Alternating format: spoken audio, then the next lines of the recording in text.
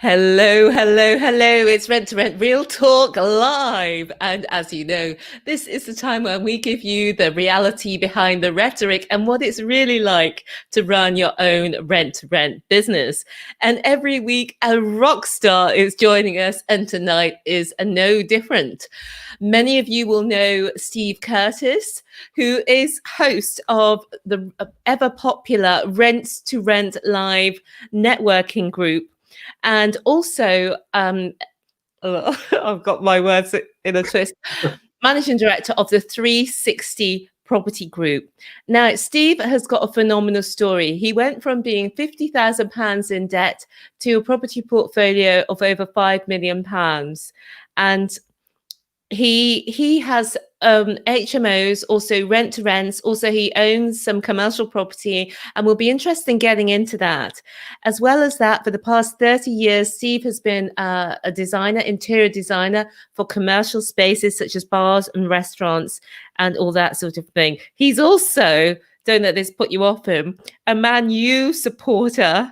And as I mentioned earlier, he hosts the very popular Rent to Rent networking live event every month. So without further ado, let me welcome you to Rent Rockstars, Steve Curtis. Hi. Hi, good evening, Stephanie. How are you? Really well, thank you. Really excited for tonight's chat with you and getting to find out more about you and your journey with Rent to Rent. Yeah, thanks for welcoming me on. Because I'm quite an avid follower of your videos and online content, and you're always smiling, you're always kind of radiating positivity. So thank you. I love watching your videos. Brilliant. Oh, well, thank you, Steve. Oh, that's made me not want to smile. Okay. Well, let's start, Steve, because this is the moment for a lot of people where you have that moment where you just think, do you know what? I want to do something different. What was that moment for you? Yeah, so, well, I guess because I've been in property for quite a few years now, because through my interior design career. So I've been designing bars, restaurants, hotels for 30 years now. Yeah, 30. I know I don't look old enough. So yeah, I've been designing. You don't actually, you don't. So, but yeah, over 30 years, you obviously pick up knowledge and experience of buildings, how buildings work, how they operate, and how you can change them. But it was probably around about 2014, 2015. I was in a JV with a design and build contractor. And we went our separate ways. That relationship wasn't working out. And I kind of hit a crossroads. I've done, at the time, I'd done interior design for like about 25 years. That's all I ever knew.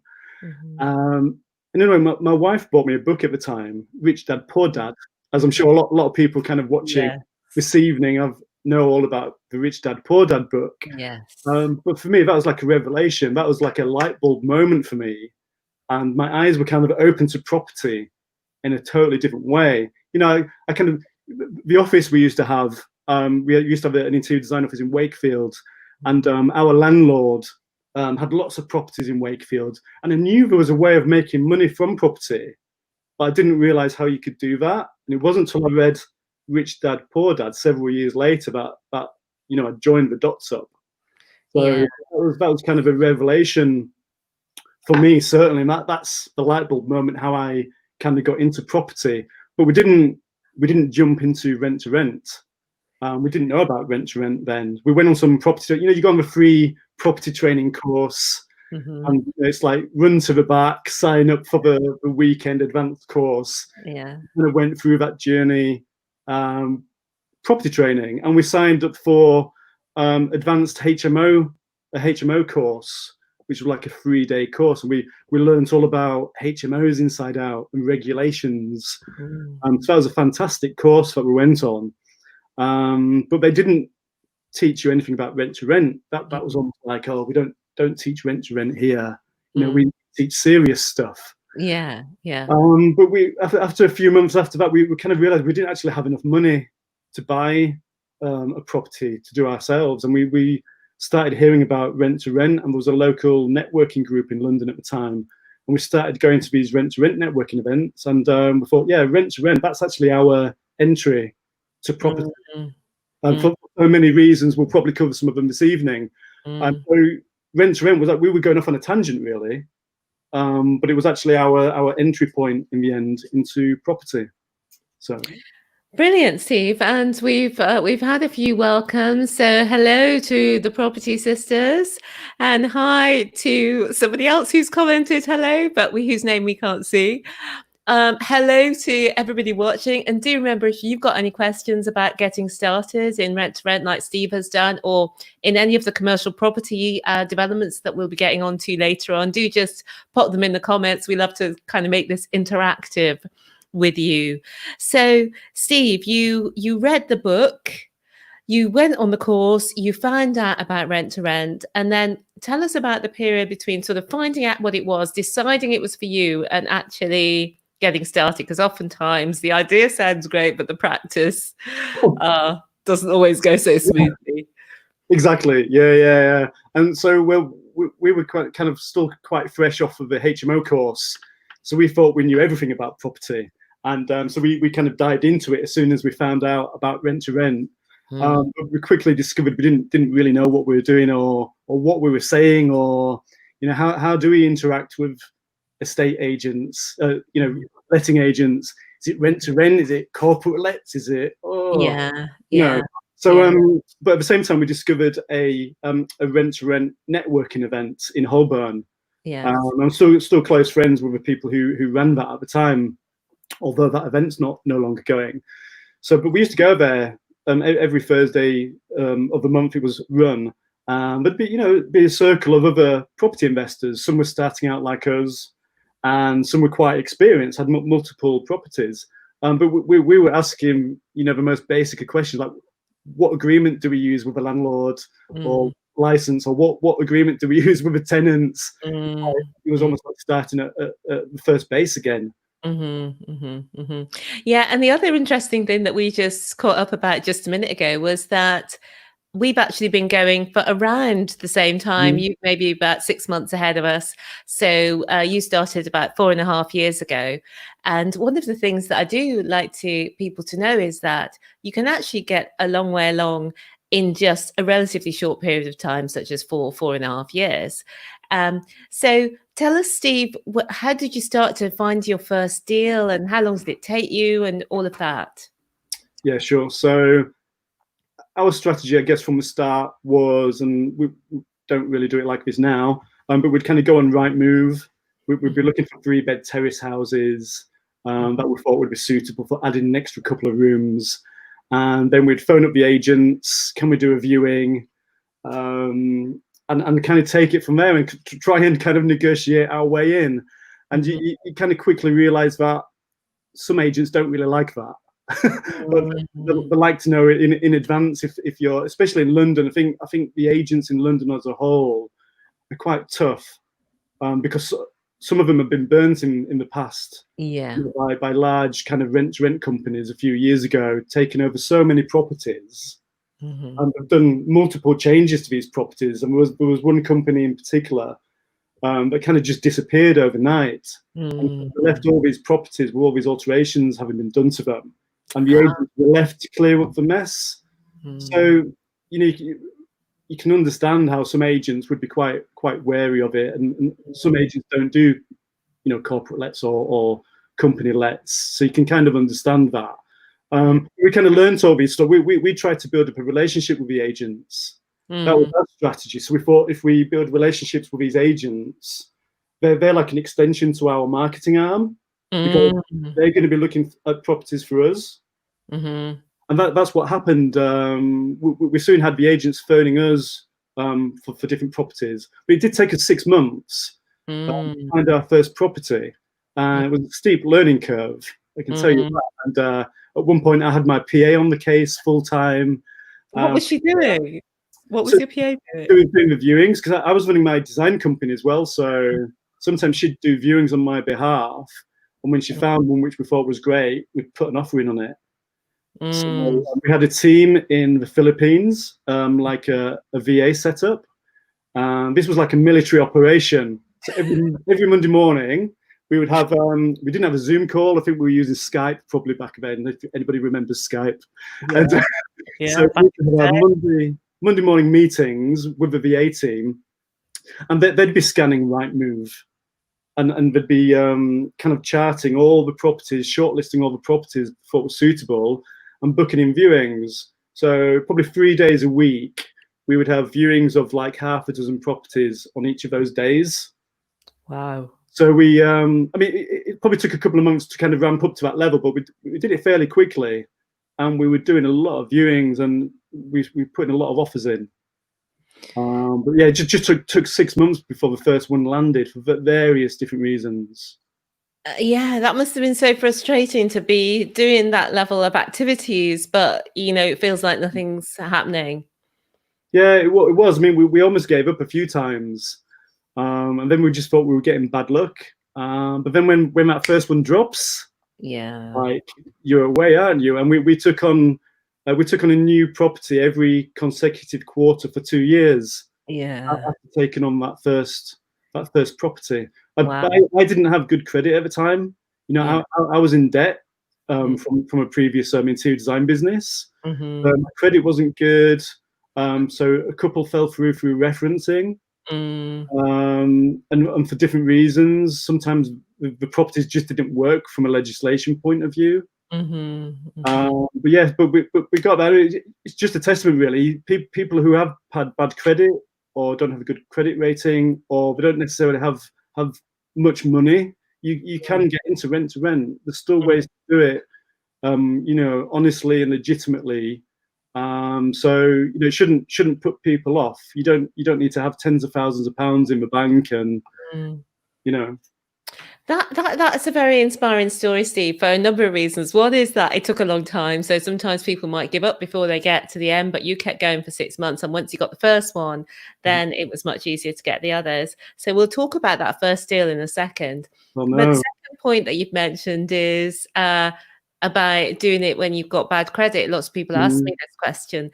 And so that's really interesting as well. And obviously you can use the income from this to, you know, get everything straight on your credit front. So let's take a second to talk about the first deal then. So what was it? Can you even remember it? Oh, I remember it well. we'll never ever forget that first deal, Stephanie. Come on then, what happened? Tell me about it. So I kind of know why they gave us that property. It's a 3-bed terrace, and on reflection, nobody else would have touched it with a barge pole. A bit rough around the edges. Been on the market for quite a while. But this is in the days before mandatory licensing for two-story properties. So all the properties we took on, none of them needed licensing. So that's easier for a start off. But remember, the agent was quite casual on the first one. He allowed us to get a rent-free period, which was good because we wanted to put stud walls in to create 2 extra rooms. So we turned it from a 3-bed into a 5-bed. So that all went well. But then right at the last minute, we discovered that we had to put a new boiler in because it had an old back boiler. You know, like the 50s, 60s fireplaces in the old-fashioned lounge. And some of those properties had like a boiler built into the back of the fireplace. So we couldn't change that room into a bedroom because of that. So, and we were kind of committed at that stage. So we go ahead as a 4-bed HMO, which would have worked, to be fair. The numbers obviously wouldn't have been as good, but it would still have cash flowed a few £100. Or do we spend like £3,000 putting in a new boiler system in? And basically we just ran the numbers, and after about 13 months, 12 or 13 months, we would have broken even. So we thought, look, it's just the numbers are dictating which way we go with this. Let's put the new boiler in. So yeah, that was a fast learning curve. And yeah, I could probably talk all night just about that one particular one, but there's probably a couple of other points I'll mention. And that's the importance of the agreement you sign with a landlord. because so we're in the throes of a court case with this landlord at the moment, unfortunately, because they haven't returned our deposit. So out of all the properties we've got, this is the only one we've handed back. All the other landlords have extended their, the agreements with us. This particular one wanted their property back after 3 years, which is fair enough. That's their property.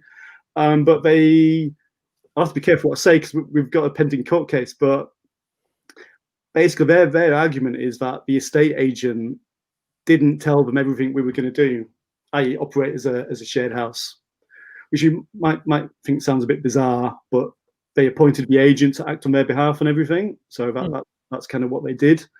So, but the importance of every agreement we go into, and I'd suggest this for anybody taking on a rent property, you have the standard agreement, but you also have to have a list of clear clauses or bullet points in the agreement, being upfront with exactly what you want to do to the house, exactly how you want to run it, because not always the main agreement covers everything. But our addendum, if you like, which is part of the agreement, covers everything from, putting in writing that the landlord's responsibility is to check he's on the right mortgage product, etc., to be able to rent this property. We're going to be putting no more than 6 people in the property. It's going to be a shared house. We will be putting pictures up and mirrors, but we'll make good afterwards. Like this, if it's got a pay-as-you-go meter in, we'll always change those. But it's an agreement saying we're going to do that and choose our own service providers. So I think it's a case of thinking about it with a bit of common sense. Anything you want to do to that property should be noted, because often the sort of commercial leases or the agreements don't always allow you to do everything you want. Sometimes you have to state it. Even something simple as changing the locks on the doors or putting pictures up. Yeah. Right, that's interesting. Yeah, but we learned of this very quickly on the first property, which was great.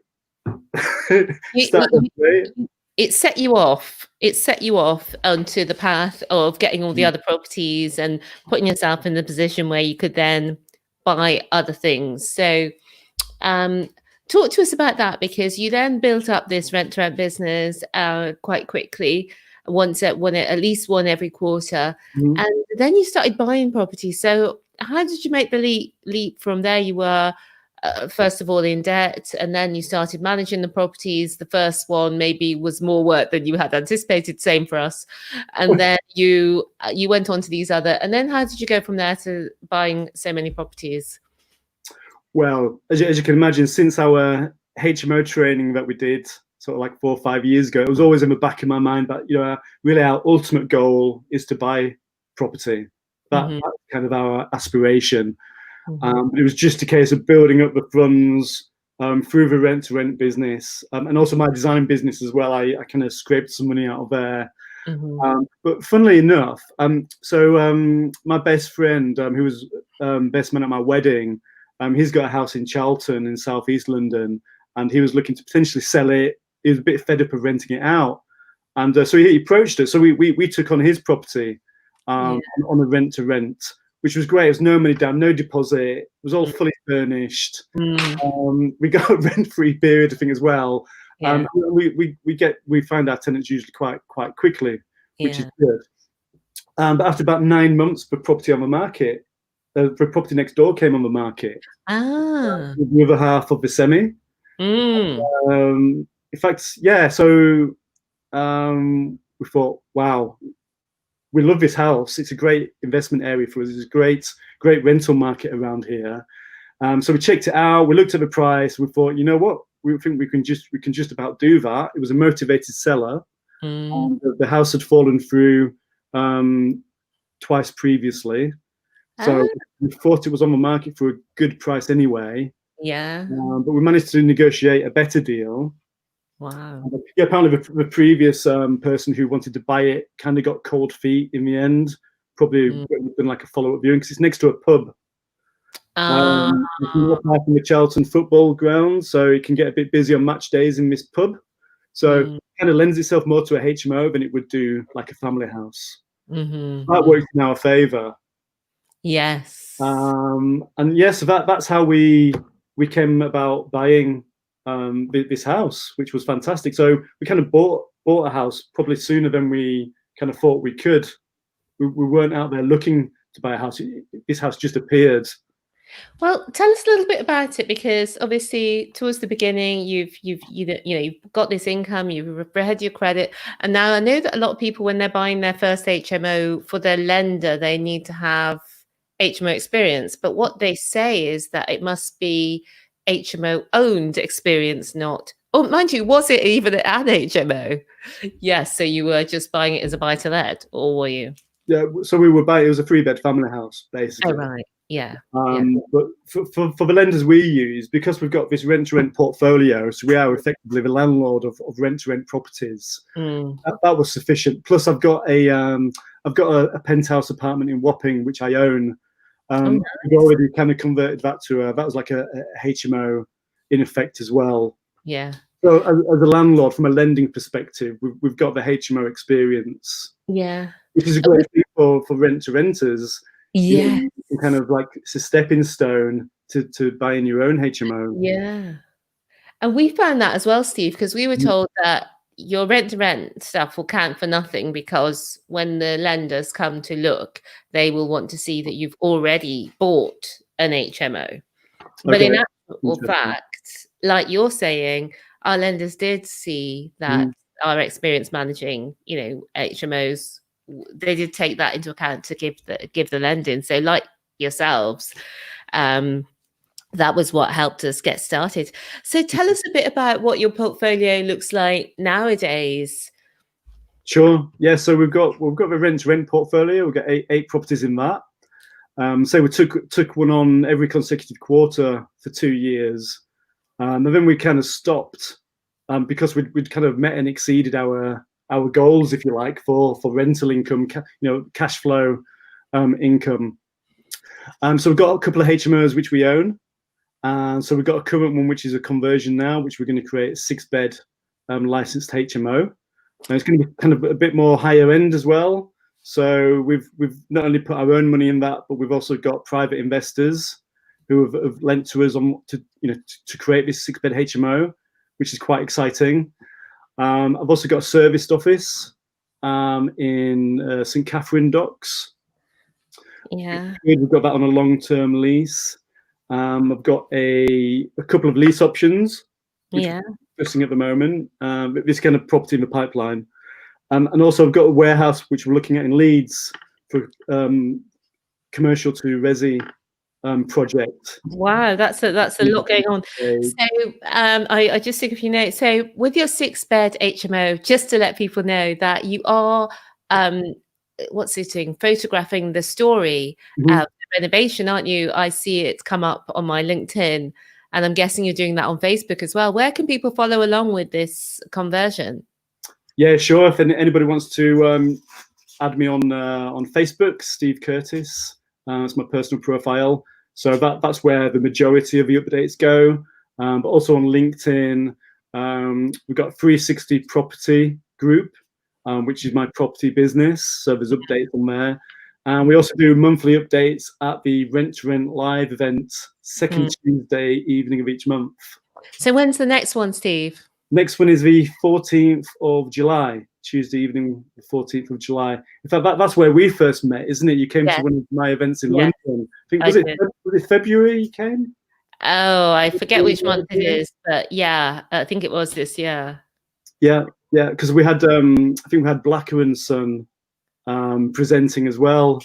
Yeah, they're great. They'd be great for you to get onto Rent Rockstars. Yeah. I've spoken to them already. They've got a great story as well. They're doing some good things in the Midlands. They do. It was a great night, a really good night. So let's talk now. A lot of people are familiar with Rent to Rent residential for HMOs, and service accommodation, which we don't talk about so much. Do you do any service accommodation yourself, Steve? Do you know, it's so tempting when you see successful people doing a certain strategy and you think, oh yeah, I'll try a little bit of this, I'll try a little bit of that. And we just say stayed laser focused on HMOs. Yeah. And so rent to rent is for us, and we're going to keep adding kind of assets to that as well. But I don't think I've got enough mind space, Stephanie, to start taking on serviced accommodation. And Yeah, I think what about you? What's your thoughts on that? you need a lot of mind space for service accommodation because you've got all your guests coming in, and I think when people are guests, it's a different kind of mindset. 1 night, 2 night, 3 nights. This, keys collection, laundry. There's a lot of logistics. Oh yeah, totally. I think on so many levels, SA and rent to rent HMOs are similar, but also on different levels, but just worlds apart. And you've got to, yourself, and a lot of people watching. Rent to rent it's a proper business now, isn't it? 5-10 years ago, I think you could kind of like fall into it a bit casually, and wasn't so many restrictions on how many people shared a bedroom, and there was just so much legislation in this country. And rightly so. Some landlords have kind of like taken the mickey a little bit. Yeah, they are. But you've got to really treat it as a business, and so I think rent to rent is a business, and service accommodation is a business. And I do get really excited when I've got some friends who are doing service accommodation very successly, and I love watching their journey. But I know I can't do both. And I'm kind of run rent to rent live on my interior design business, and I've got a family. Yeah. Can't forget the family. Yeah. Don't forget the family, no. But what you do have going on, Steve, is your serviced office. So that is something that I have heard about, thought about, and it's because commercial, there's a lot more opportunity, I feel, in renting commercial at a more affordable rate, especially now after Corona. So tell us about how that's gone really for you. Really good. I mean, I kind of just fell into that opportunity as well. I wasn't really looking to take on. In fact, I took this place on before my property journey started.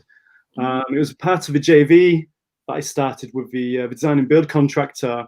So, combined, we had more staff. So we were looking to move into this new office. This office was an amazing location, but the office itself was really run down and tired and not very attractive as well at all. The landlord could not rent it out for anything. But with my interior design kind of foresight, I could see the potential of this office. So we took that, we put quite a heavy investment into refurbishing it and making it quite cool. We used it as our own office. But since the JV partnership broke up, I've kind of been using it more as a serviced office. I've got a couple of desks in there myself, but sharing it with other companies. And that's been brilliant. I mean, the cash flow on that's better than anything else. You put tenants on longer term contracts. So that's been really good. Yeah, there is a void there at the moment. So I am looking to fill it, but I've had a lot of people approaching me just wanting to rent the desks out, which is like the co-working places. I didn't want to go down that route. I'm kind of I've got a couple of other companies interested in taking the rest of the space. So there's different ways you can go with serviced offices. You can go down the desk route, or you can just rent out larger pieces to bigger companies. So it's going to be interesting, isn't it? What does the future hold for kind of co-working offices, the likes of WeWorks? I've been just like on the rise. I think for several years, and I'm not sure if I've made a profit yet. So traditional places to work, and then you've got something like this, this pandemic. Nobody saw this coming.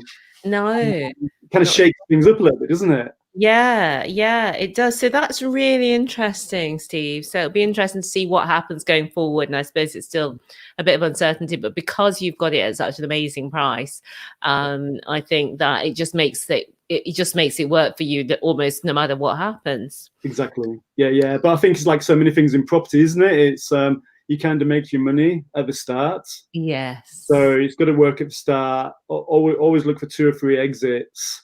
Don't block yourself in. Whatever the property deal, if the numbers are so tight when you go into it, maybe that's not the right deal to go into. Exactly. Tempting. It's tempting, isn't it? When there's a lot of social media noise out there, isn't there? Everyone's like more successful than I am. So sometimes you can feel pressure to, I've got to get some property, you know, I've got to get into this deal.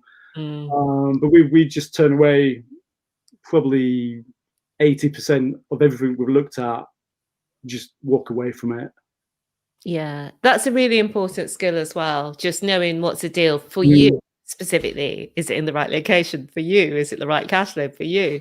Because not every property works. So next, I want to come on to another thing that you mentioned. Every time you speak, I'm like, oh, that's interesting. That's interesting. So you talked about also that you got some lease options through you're doing your rent to rent, and people are always very interested in that because it's buying the property then instead of just renting, but you're buying it but without a mortgage, just so people know who maybe haven't heard the term. But tell us about some of your lease options that.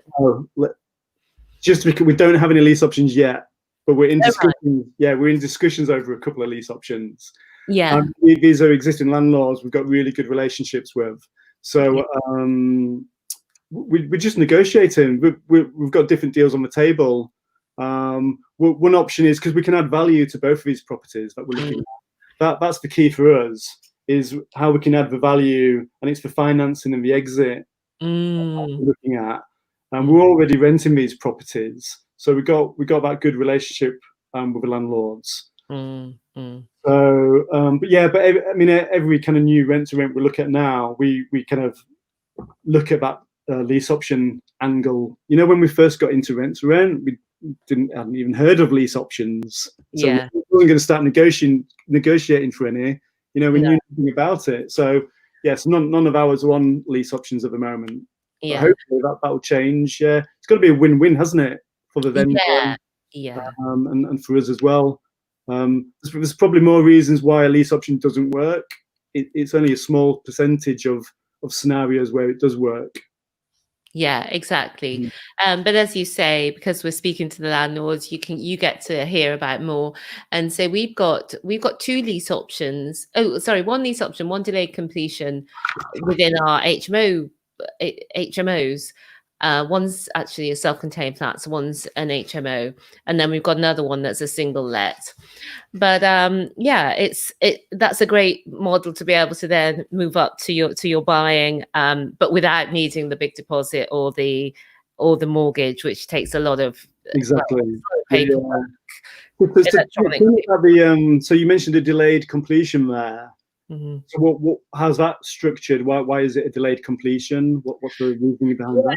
It's just that the people who are selling it, lovely couple, they're coming up to retirement. They just want the certainty of the sale. Didn't really want to get involved with starting to show people around, putting it on the market, going through all of that process, then potentially falling out of bed and this and that. They already knew us. They liked us. We weren't managing the property or anything, but they sort of knew that we were around in this area, and so they knew about actually this sort of purchase. And but they said they would prefer exchange with delayed completion because then they knew that we were definitely buying it, whereas with the lease option we have the option to buy it at the end, as you know. With the exchange with delayed completion we have to buy it at the end. That's our obligation. So they just wanted that certainty, and obviously that's a protection for us as well, because we do want to buy it and we will be putting significant money into it in the interim. So it's kind of nice that. Are you looking to add the value before you complete on the purchase? Yeah, because the other great thing about this, Steve, is that it's 4 self-contained flats that's been it's already been converted into 4 self-contained flats. That means it's different requirements, different requirements as opposed to, it's different from an HMO, what I mean. And obviously it's 4 rentable units. Management is different, you know, on the self-contained. Also, you could have different exits. So, you know, we could, if we wanted to, so you go into this service accommodation or what have you. I know.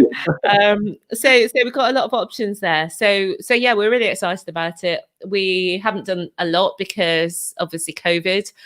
This all sort of completed just before the lockdown, and we need to separate the utilities first. Some of them's already separated, and some of it needs to happen, and there's been delay on that going forward. So yeah.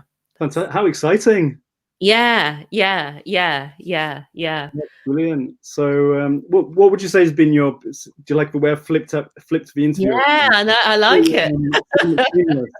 I was going to say, what's been your what's been your biggest challenge, would you say, over the last few months with the pandemic? With COVID? I think it's just the challenge is just keeping your head straight in the first place, because when all of this hit, I was very worried. Because I just thought, oh, the government just want landlords to take the brunt of this, because they'd already said to the tenants, don't worry, you're not going to be evicted. And it sounded like almost the landlords are getting a holiday on their mortgage, so don't worry about paying the rent for the next 3 months. And you just knew that a lot of people were going to be losing their jobs because, pubs, restaurants, cinemas, everywhere has closed. So I was worried. But then when the government made all those announcements of financial support, obviously that really has saved the day, because everyone can pay their rent, because anybody who gets laid off, they can apply for universal credit. Universal credit rules have changed to make more people eligible. Universal credit has gone up. So in actual fact, we're actually in a slightly better position as regards payment of rent than we were previously. Sure. The issue has been really with the empty rooms, because people have been moving back home to family, or moving out. And there was a point where we weren't able to fill those rooms at all. Now demand has started to come back in, and we're able to. So we've had to operate at a much higher level of empty rooms than we've been used to. Sure. What about you, Steve? What's your experience been like in COVID? You actually reminded me of the beginning of that. Is I do remember when the government made the announcements, almost like protecting the tenants. Yeah. And then there was a pause, wasn't there? Yeah. About a week or something. It was like the landlords were all thinking, "Uh-oh, what's coming next?" But then they gave out all these all the support, didn't they, to different businesses and to landlords. And I've got to say, I think the government have done a fantastic job. It's difficult to help every single person, isn't it? But I think they've done amazing. And I thought, the kind of joined up thinking, you've got a common message that's being given out, and right from day one with the daily government, the daily press briefings, that's so reassuring. To hear Boris Johnson saying that they are going to give us all support, and that he came through his illness as well. I think that was like a bit of a boost to the country. Yeah. And whether you support Conservatives or not, I think there's not many other parties out there that would have done such a good job. So that's just made everybody's life, well, pretty much everybody's life, easier, hasn't it, and more bearable. Because if you spend too much time just thinking about the situation of a pandemic, you'd probably go a bit mad, wouldn't you? So you got to be focused on things. So, but yeah, we managed to. We had a few tenants leave, but the timings of it wasn't right in the thick of the lockdown. It was kind of coming after things were starting to ease. So, we had conversations with some tenants, and we're like, oh, you sure it's safe to bring new tenants into the household, and those sort of conversations. So you have to do different types of due diligence, don't you, on different people, and kind of reassure people. It's all about communication, isn't it? Whether it's with a landlord or with your tenants, communication is just massive. Yeah, I totally agree. Well, I think it's nice, because we knew that we could weather the storm. We looked at the figures and we thought, actually, we can weather this storm, as long as it depends how long it goes on. But we were working on, if it goes on for 3 months, it's actually going beyond 3 months. But we have been able to keep things, stay in one piece and maintain our payments, and look after the tenants we've got. And obviously the tenants who exit, or who leave, shall we say, some of them might have been early on in a 6-month contract, whereas we're not going to hold them to pay 5 months rent now that they've moved back to their parents' house because Sure. they're in lockdown. We're only going to charge them the rent for the period that they're all with us.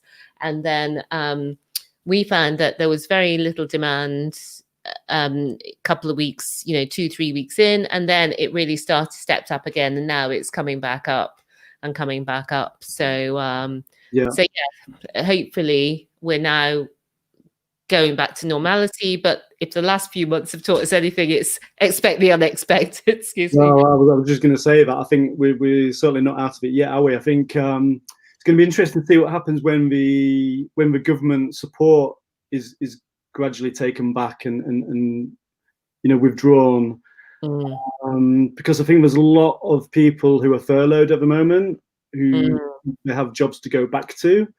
There's going to be a lot of industries and a lot of companies. They're not going to necessarily be around. That's going to be challenging, and I think some companies might realize that they can actually operate with less staff. Is another thing. So I think it's going to be interesting times ahead. Sure. We'll have to see, won't we? It's I think this is where cash flow is so important for a business. Yes. People say you don't need a lot of money to get into rent to rent, and you don't really. But if you literally don't have a penny, it's the same as starting any business. Cash flow is king. You got to do your numbers, and you've got to have cash flow for any business. And I think this pandemic kind of reinforces that. And I'm not judgmental. You'll see people all over Facebook saying everybody should be operating their business this way or that way, and nobody should be going under. But that's just not the reality of it. And some people are operating under very tight margins. So we're lucky that we, have been running for a while. We have got a buffer in place. We can afford to do that. But for the people, some of our students who, they might have actually lost their job, or their other business that they run as well might have closed down, where they've got no income and they've got costs still going out. And so they actually can't afford to subsidize on the house front. And so I think the important thing there is, like what you just said, it's the communication. They need to be talking to their landlords, finding out what to do, how to move forward through this time, because at the end of the day, everyone's a person. And if you're going to be upfront with what your situation is, and you've always been a good tenant, if you will, all the way through, then it's likelihood that you'll be able to come to some sort of agreement to get through it, however possible. But I think it's sometimes that people don't communicate. But thanks. I agree. I mean, it's about you can't hide from these situations and just expect them to go away. You're better to confront them, because when you confront them, you can kind of control them more. And it's just people can kind of hide away from these things sometimes because they fear the worst, don't they? What's the landlord going to say? What's going to happen? Sometimes you just have a grown-up conversation about what's happening, and sometimes it's a bit of a brainstorming conversation. Sometimes it can lead to other things. You can't hide away from these things, because that's not going to solve anything, is it? Yeah, I listened to a podcast recently, and there was a chap talking about get good at difficult conversations. And I thought, wow, that's actually really interesting, because every time there's growth or a new thing happens, it's often after a difficult conversation. And if you can get good at difficult conversations and feel comfortable in difficult conversations, then that will really take you forward. And the first step usually is to recognize the other person's point of view. Like, if we're speaking to landlords, our first comment might be, I know that you might be worried about your rent at the moment because of what's happening. And here's, give them a chance to say what their concerns are. Because it's good to know what their point of view is, isn't it? Yeah. And then we say what we're doing and whatever, and then that really gives a great start to the conversation, to take on board other people's thoughts. But let's focus back to you. I enjoyed that little diversion onto COVID. But we've talked now a lot about, you getting started, you're building up the portfolio, you're moving into buying HMOs, you're going into your commercial as well, and your current development. Tell us a little bit about how Rent to Rent has made a difference to your life Steve? Wow, great question. So one of our, when I say our, this is Catherine, my wife, and I. One of our initial goals was to get Catherine financially independent. She wasn't enjoying her day job. So our first goals were to get that £2,500 cash flow to replace her salary.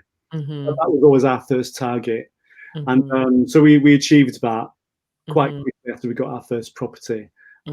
Catherine slipped into the property management role. Yeah. She's kind of exiting at the moment. Yeah. It was great because you know, I've had my own business for 20 years, and it was good for Catherine to kind of experience having her own business as well. And you know, when you're kind of in control of your own time and what hours you work, sometimes it's good, sometimes it's good. But that was probably one of the biggest changes that we found. Yeah. And for me, I think the biggest changes are still to come, because you know, you learn something new every day, which is amazing in property. You know, you'll probably die not knowing everything there is to know about property. I love learning, so that's always got an impact on kind of how we live. But you know, I've had my own business for 20 years, so my lifestyle is similar to what it was before property. It's not this huge kind of change. Yeah. I've always worked what hours I want to work and how many holidays I want to go on. That hasn't impacted me. The biggest change is getting Catherine into that situation as well. And you've got children as well, Steve. You mentioned family. Yeah, I've got a 5-year-old son. He's just this amazing bundle of energy. Yeah. I'll tell you who knows me. It's a challenge, should we say? Love him to bits, but yeah, trying to juggle business and family. It's trying to get that kind of balance in life, isn't it? To kind of like family time. A lot of people go into property wanting that freedom. Yeah, get out of the rat race, have this freedom. I guess it's I guess you put whatever hours into it you want to. Everyone's different. I mean, you know, I'm sure you'll agree. So sometimes you can work in all the hours under the sun. Yeah.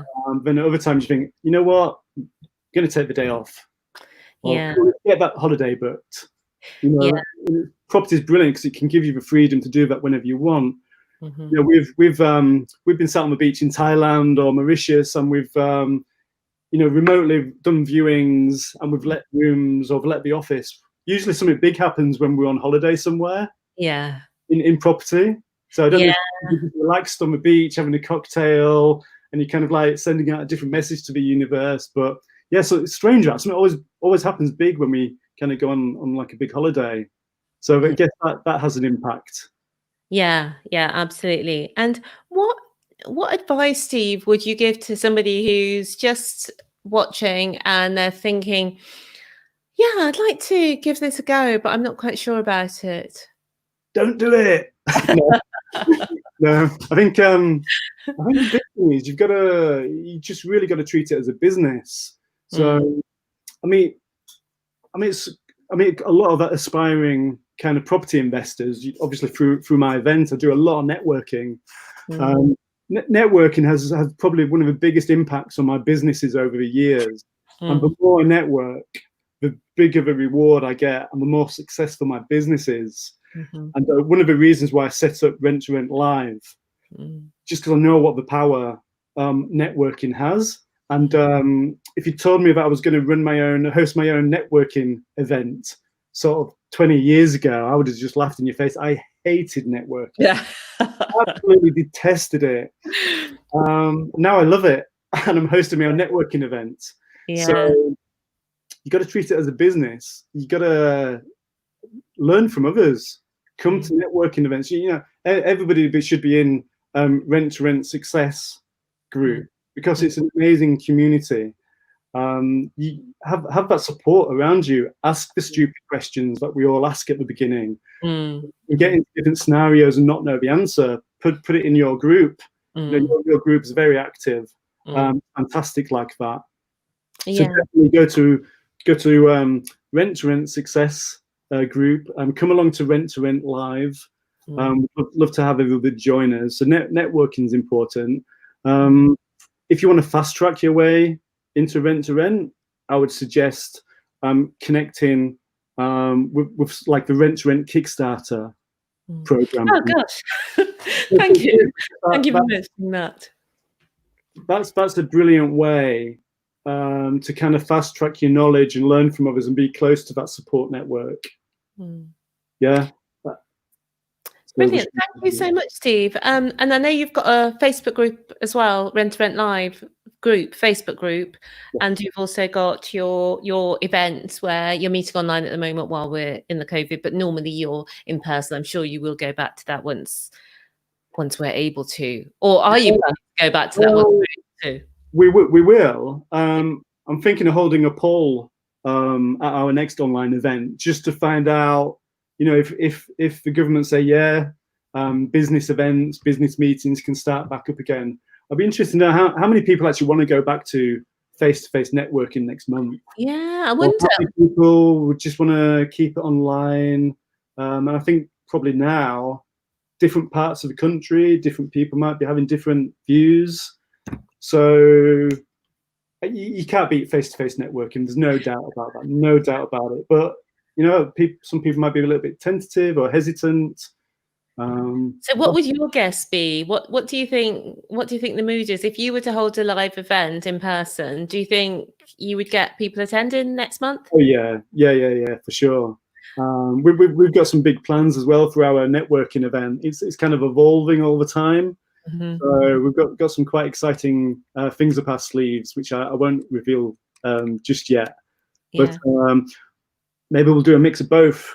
You know, if there was a way of doing like an in-person event, if there was a way of kind of streaming that, or you know, for a wider audience of those who you know can't travel to London, for instance. That's an option we're kind of thinking of. So we'll see. Watch this space. Yeah, brilliant. Okay. And as we draw to a close, Steve, is there anything that you would like to leave people with just before we say goodbye? Be safe. You know, property is an amazing business to be in. It really is. Get a good support network around you. Do your research. You know, you don't have to spend a lot of money on courses. I've spent thousands on courses. I don't regret it. It's about taking the action at the end of the day. It's what action you take. So there's no excuses for people who want to get into property. There's enough information out there. There's enough, you know, support networks to help you achieve your goals. So go out there and do it. If I can do it, you know, you can too.